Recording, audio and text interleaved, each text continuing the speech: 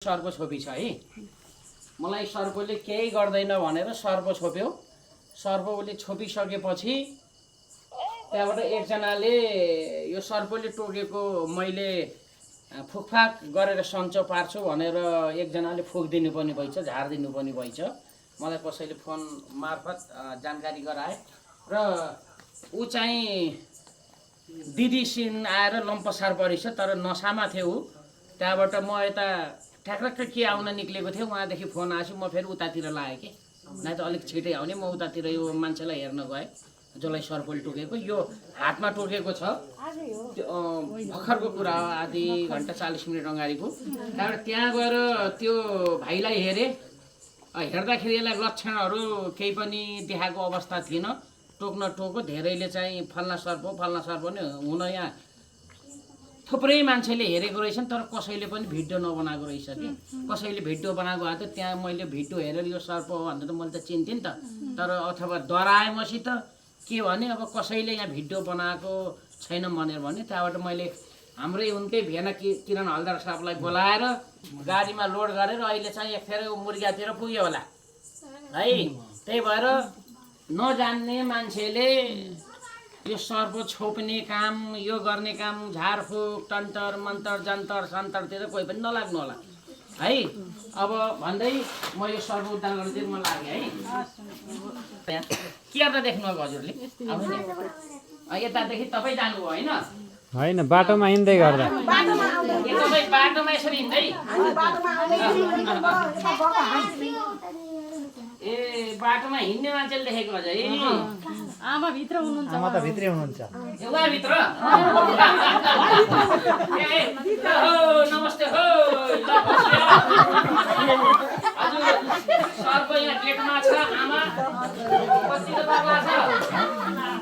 डरला छ। अब तपाईँको घर हो मैले चाट पारिदिन्छु है।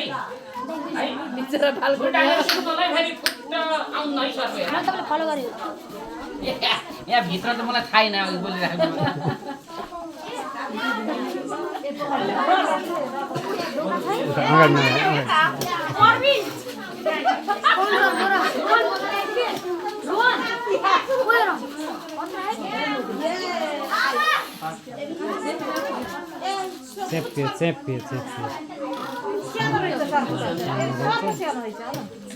हुन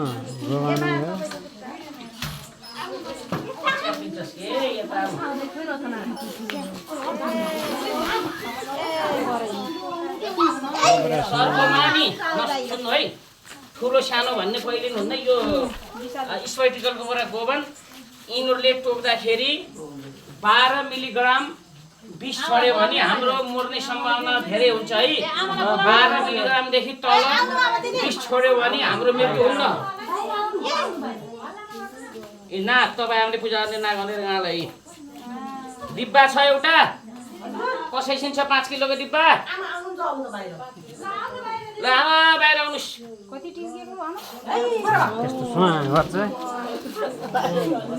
आउनुहोस् न सर्वे, आउनुहोस् न तपाईँ, म राख्छु। अब यो अलिक फोडिदिलो खाएको सर्पले हान्छ फेरि।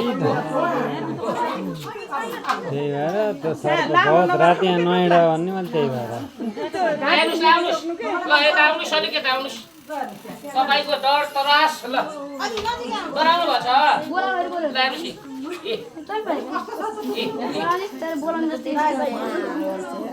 देख्नुभयो यसले टोक्यो भने के हुन्छ? मरिन्छ मरिन्छ। बोली डरले बोलिआएको छैन, डरले बोलिन आएको कि? ल अब नडराउनु है। तर यो त नागै हो, नाग सर्प हो भाइ। सानो भन्ने हुन्न है।